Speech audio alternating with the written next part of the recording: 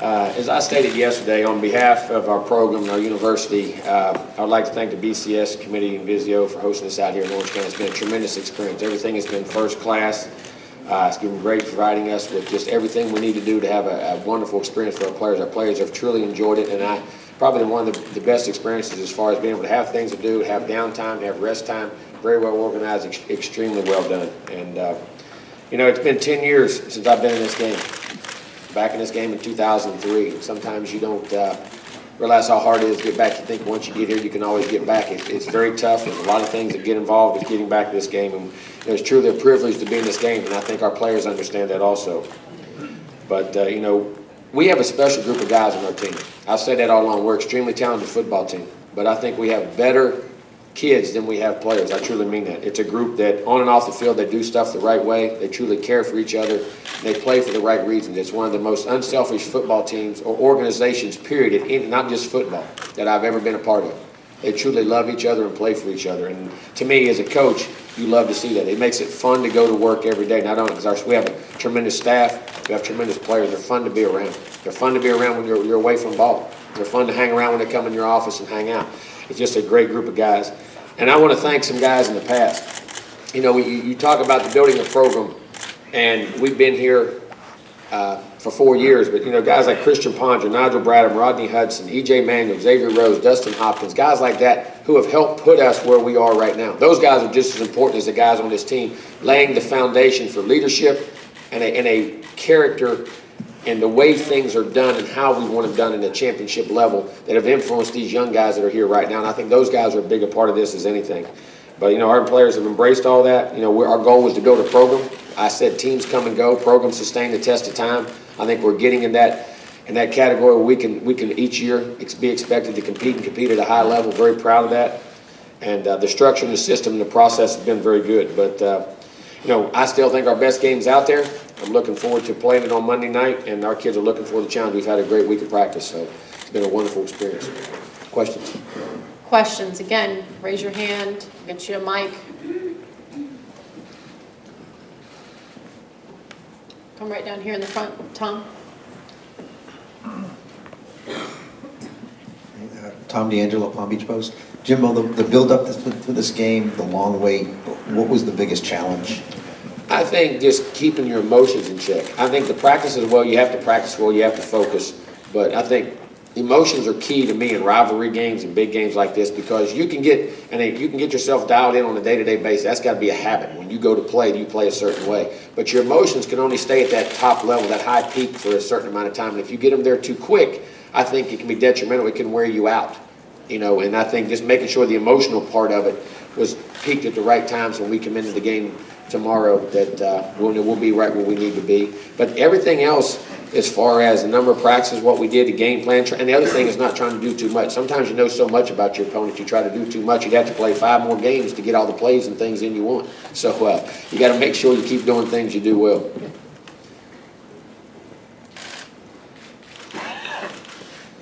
Come over here to Ivan.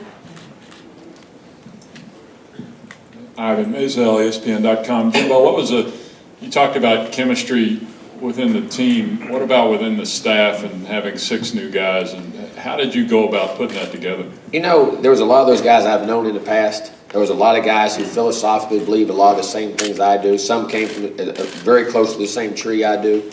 And, I think that was very critical, because when you're talking about, how you want to establish the whole organization. Now, whether you go to the right or left or an X and O here and there can be debated, but the philosophical part of your organization, of how you want things developed from top to bottom, how there's one voice, one heartbeat, I think that was very critical in bringing this staff together. And I know a lot of these guys for a long time.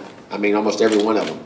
And to me, they went from that same mold, that same belief. And I think that was the most critical part that I had to spend a lot of time into. And at the same time, we got great coaches and great recruiters. And I say this every day. Not only do I love our players, I hate our staff meeting to break up. We first have our first staff meeting in the morning, and we have our 10 or 15 minutes together as an offense, defensive staff to go over things. Or I hate for it to break up. We get along. I mean, there's a bunch of guys there that they truly like each other and hang out together. And it's been a tremendous group. We're going to come here next, right in the middle. Hi, Jimbo. David Moore with USA Today. This is the first time that you will be the head coach leading a team on the field with a chance to win a national championship. How will you manage? How are you managing that today? How do you think you'll manage that tomorrow night? Well, hopefully I manage it very well. I rely on my experiences in the past and the folks that I've been around and the things that I believe. And we have a core belief system of how I want things done. It's worked all year. It's worked in the past 3 years. We'll do the same things. To me, whether this is a national championship game or it's the opening game of the year, it's still a football game. And then we're going to do the same base fundamentals, put our kids at ease with the things we do and how we believe, and our routine will stay exactly the same. And hopefully we'll do very well. We're going to go back to the far right. Hey, Jimbo, Greg Wormuth, Orlando. Your team this week has just been amazingly poised, speaking with one voice, basically the same thing, even keel. How difficult will it be in this next less than 24-hour period or 24-hour period to keep them on that same level of calmness and confidence and ready to play? I really don't think it'll be that tough because that's the way they've been all year. That's the way they've prepared. And it's not you're trying to keep someone where they don't want to be. That's who they are. That's what they truly think. That's what they truly believe. And they trust and believe in each other, and they trust and believe in the coaches, and we believe in them. So from that standpoint, I don't think it'll be hard at all because that's truly who they are. Take our next question right back here in the middle. Rick Logan of Newsday. I just wanted to ask, one of your players was talking about Auburn's running game and how there's some smoke and mirrors involved with the way they run people across the faces of the linebacker or the corners to distract them. Can you explain what it is that about that offense that it makes it so difficult to handle? Well, I mean, you have to have eye discipline. I mean, anytime you have moving parts, anytime you bring something in front of you, just like when you're driving, if somebody flashes a hand in front of you while you're driving down the road, it makes you blink, it makes your eyes distract and you get off of what you're looking at. Then at the same time, they become very physical in how they play, and you get yourself out of position, they knock you out of the way, and there's a 4, 5, 8, 10, or they break a run right up the middle. And at the same time, they may hand it the next time. So what the key is, you have to know what your assignment is, be disciplined, trust your eyes, and not vary from that. Have the discipline to keep your eyes where you need to be so you can play with technique and use your abilities. And they do a great job of disguising all the things they do. Back again over here far right. Mike Bianchi, Orlando Sentinel. Jimbo, everybody knows the SEC's won 7 straight national titles, and you have your SEC roots.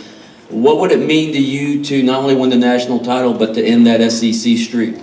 You know, I don't look at things that way. I really don't. I just control what we can control is how we play. And I want to do it for our kids and our fans. I want us to play well and have success for the kids and how hard they've worked, what they put into this, and our fans that have been supportive of us and letting us bring this program back. And to me, that's the key. I mean, whether it's SEC, Big Ten, Pac-10, or Pac-12, I mean, whatever it may be, it doesn't concern me with who we're playing. I just want us to play well, and I'd be happy for our folks.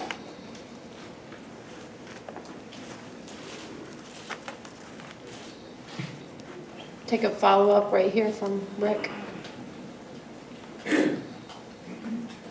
Greg Logan, Newsday. I just wanted to ask also, Jameis Winston obviously has a tremendous amount of poise.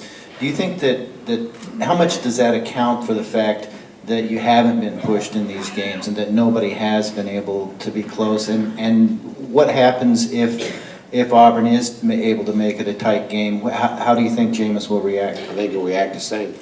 When he walked out there at Pittsburgh with all the expectations and things that went on at the beginning of the year, the hype he had coming onto a national stage on a national game, on the first game and going 25-27, I believe it was, he always plays. He plays with pressure on him every day. He plays with pressure that every play is a national championship. That's the way he goes about his business every day. He puts that pressure on himself the way he prepares every day. We go against our defense. To him, if we lose in 2-minute drill, or we lose in team, if we lose and we do our good on good periods, to him, that is competition every day, and it's close because our defense is a great defense, and we create that atmosphere every day. I don't think it'll make him blink one bit.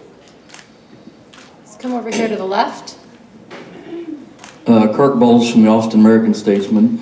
Jimbo, when you're doing homework and research on the team you're playing and the coach, how far back do you go to look at tape? Do you go to Gus's high school film? You see everything. Guys have known, we have a lot of guys on our staff that played against Gus for a long time. They know a lot of his high school roots. They know the people he was around and things he did. And like I say, he affected Chad Morris. That's who Chad learned that offense from when he was at Clemson. So, I mean, you see a lot of the Gus stuff and what Chad did at Clemson, and he'll have all his trick plays and different things in which they do. And they'll run them tomorrow night. I mean, just like your defense coordinator, Ellis Johnson. I mean, I played against Ellis for a long time, back when he was at Mississippi State, when he was at South Carolina. No, we research all the way back on all those guys, and I keep a running record of all the guys we play against, a book, everybody I've ever played against for the last 10, 15 years. We've got a running record of all those guys, and we check all that stuff. Go back here, back middle. Jimbo, talking about Jameis again, we tend to forget how young he is. Yes. But he exudes such confidence. I mean, how would you describe that personality, that confidence, that swagger almost? Well, I think he does it. He has tremendous confidence without arrogance because he truly loves the game. He loves what he's doing. He loves his teammates. He plays to win. He doesn't play for individual accolades. He just loves competing and everything that goes with it. And he's worked at it his whole life, and he truly believes he belongs here. These moments, when he hits these big moments, he truly believes that's where he belongs, so they don't overwhelm him. And he just has an infectious atmosphere infectious attitude that affects our team. And he affects our team great. Everybody on our team, offense, defense, special teams, he has an effect on every one of them. And it's fun to watch and be around, but it's just an inner confidence that he has and believes in himself. Dennis? Dennis.cbssports.com. Jimbo, could you elaborate? You have a book on every coach you faced, and what does that look like? How big is it? Just every practice schedule, when we face somebody, everything we did, every film breakdown, every analogy, and then we do a thing at the end of the game. Things we've done well, things we've done poorly, things we do different in the game, big plays in the game, critical plays in the game, what that guy called when the game was on the line, what did that coordinator call?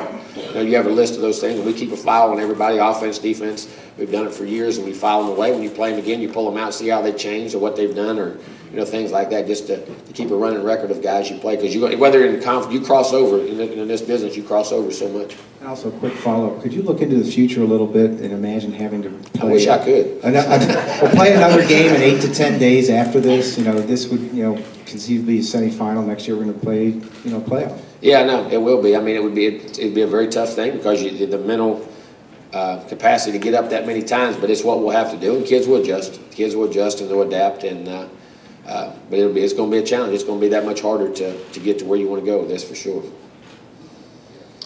Way in the back left. Sean Shoppy, Campus Insiders. You talked about keeping emotions in check when we talk about Jameis's age. Tomorrow, he's an excitable kid too. Tomorrow's his birthday. Do you talk to him beforehand to try to keep him from being too excited? We always have our ways of the same routine we'll go through and what we'll do, and he'll handle that. He'll know. He'll be his birthday, but he'll let the game override everything, and we'll go through our same normal routine, the same talks, which we always have. Ira? Ira Schofield, Tallahassee Democrat. Jimbo, you've talked about how leadership can come from any class, but this senior class and the way some of those guys have, in some cases, stepped aside and let younger guys play and still been good teammates. Could you talk about that class? Well, that's why I say it's one of the most unselfish football teams I've ever been around, or any team for that matter, that they just want to have success, and whatever their role is and whatever the roles of coaches and we suggest, that's what they're willing to do. And that's very rare, especially in today's times with the entitlement of kids and how we, if Johnny doesn't have success right now, he's leaving, he's transferring, all those types of things. I mean, it's a special group of guys who truly care, and I think it goes back to how much they love each other and the trust they have within each other, and the trust they have in the coaches and us and them. I think they know that when we communicate with them, it's the truth, and we're not going to do anything that's detrimental to them, and they trust us in that regard, and have been tremendous that way. There's been a lot of guys that way. It's a great point, Ira. I'm going to come over here to Tony Barnhart. Tony Barnhart, CBSSports.com. Jimbo, I want to follow up on something that Dennis said. I mean, you don't have to worry about this until a future year, but the reality is if we're in a 4-team playoff and you're playing a semifinal, you got 2 teams that are lurking out there, and part of your preparation, you got to prepare in advance for 2 teams, right? How would that work? Well, you'd have 2 or 3 weeks that you'd have your GAs break down both opponents and have them ready when you got back, just like you would during the season. I mean, those guys prepare for the next game. Just like our GAs are breaking down the future opponents 2 and 3 and 4 weeks ahead of time, and we keep a running tab and see how they change. So we would do it just like the regular season, and that's where the infrastructure of your organization have enough people to be able to do that, and that's what you would do. They would break both teams down, and when you come back on that Sunday and ready to play, you'd have the report of the team you were playing right then. I'll go right here, right in the front. Jimbo, Danny Morales at skyboat.com. How focused have you seen Jameis over this past month, especially considering, he's playing a team from his home state, and also he'll be playing this game on his birthday? He's been wonderful. Since he's been out here, the first 5 practices were good. We come back from Christmas. like I say, most of the guys took about a day to get back into the groove of things real quick after they ate a bunch of turkey and ham, I guess, when they went home. But then after that, they practiced well. He's been laser focused. He really has in his mental and physical preparation this week. He's been accurate with the ball, great decisions, knows what very decisive and everything in practice, and he's been very good. Right here to Gary. Gary Smith, Florida Times Union. Jimbo, obviously Auburn gets a certain amount of respect for turning a 3-9 season over like they have, but this time last year, you lost that game against NC State. You got rolled pretty good by Florida. Even though you won the bowl game, you had the turnover in the assistants, and the schedule was being questioned. The fan base was a little bit edgy. Talk about your comeback from that. I mean, you guys, even though it was a pretty good season by most standards last year, you guys have come a long way from last year, haven't you? Yeah, I think we never went anywhere. We didn't have to come back. We were ACC champs and won the Orange Bowl and won 12 games. I mean, and that to me is could be a one another game or two, yeah, but you're going to say that every year. I mean, there's going to be certain times you're undefeated. When 12-2 doesn't become good enough, we got issues in this business. And because when you're winning 12 games a year and winning Orange Bowls and BCS and conference championships, you better appreciate those, because it was about 10 or 12 years you couldn't have one of those. So I think that's ball. Other guys are on scholarship, other good players. So we didn't go anywhere. We were the same team. We just keep building, and we learn from the little mistakes we have and continue to grow. Over here to the right. Bonnie Bernstein, Campus Insiders. Jimbo, can you sort of reflect back on when you took the reins from Bobby, and now that you're at the championship game, how does the timeline compare to what you expected back then, the timeline you set for yourself to get them to a championship game? You know, I don't know if I ever set a time to get to a championship game, but I set a timeline that I thought within 4 to 5 years that we could be one of the teams competing for championships year in, year out, because of our recruiting and having the type of team that we become a program and not a team anymore. And that's what I wanted, and it's right on schedule for where I wanted to be, hopefully by our first senior class, that we were one of the teams, if we weren't in it, that you would be talking about being in it or having an opportunity to be in it or playing in a major bowl game and competing year in, year out. And that's kind of the timeline we had set, which we needed to be. And but our staffs and the people that have worked here in the past and the guys that are here right now have done a tremendous job of getting players in and develop them, and we're very happy with where we're at. Come back over here to Kurt. Jimbo, Kurt Bowles from Austin again. Jimbo, I don't know if you followed the Texas coaching search at all. I tried not to. I was trying to coach. But yeah, go ahead. I was curious if I could borrow your book on Charlie Strong, and I was curious what your impressions of Charlie are. And how do you think you'll do at Texas? Oh, Charlie, I've went against Charlie a lot of years in the SEC, and Charlie's an excellent coach, a very good guy, good recruiter. I think he'll do an excellent job. I think he's done a tremendous job at Louisville, turning those guys around and making them. I mean, they've won, 23 or 24 games in the last 2 years. I'm not sure exactly what it is, but they've won an Orange Bowl, and they won the Champs Bowl this year in a great game and played very well. Or not, a Sugar Bowl was last year. We won the Orange Bowl, didn't we? But I think Charlie's an excellent coach, excellent guy. I mean, great guy to talk when you're out on the road. Very personable guy. I think you get along. I think you'll interact with the press very well. I think you got a very good coach. I think you got a very, very good coach. Come back over here to Mike again. Yeah, Mike Bianchi, Orlando Sentinel. Jimbo, you were talking about yesterday about sort of when you took over modernizing the program somewhat. You said something about your mental conditioning of your players. Do you have mental conditioning coaches? How do you mentally condition players? Well, you have to teach guys how to think and handle and deal with situations. Yes, we do. I mean, we have guys who come in and talk to the guys, and we do it. It's not just a game time thing, or it's not just a during the season thing. This is a year-round thing. You wonder why, I mean, when you talk guys about how they believe and how they become unselfish and how they handle and deal with things, it's all integrated in our player development through the off-season. And we have a person in Trevor Moad with API who does a tremendous job with us of developing our guys in the off-season. We have sports psychologist guys in which we also talk with. They're even above that deal with guys who deal with issues, family issues, how to deal with pressure, how to deal with different things. We have a group of guys, just like a team of guys, just like you would for, you have tutors for a class. We have guys that teach our guys how to think, how to handle pressure, how to deal with things, and how to develop their attitudes and priorities in life and how to structure themselves so they can think the right way. Because to me, you talk about destinies and you talk about what a guy does, it's all about decision making. He has to understand how to make decisions in his life, because if you make the right decisions, good things happen to you. We tell our players every day, the most powerful thing you have, you control what happens to you.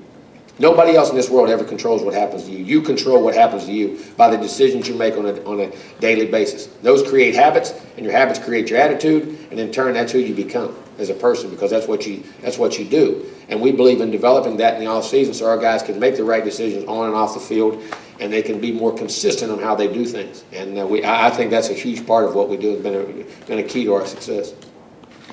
Go all the way in the back here.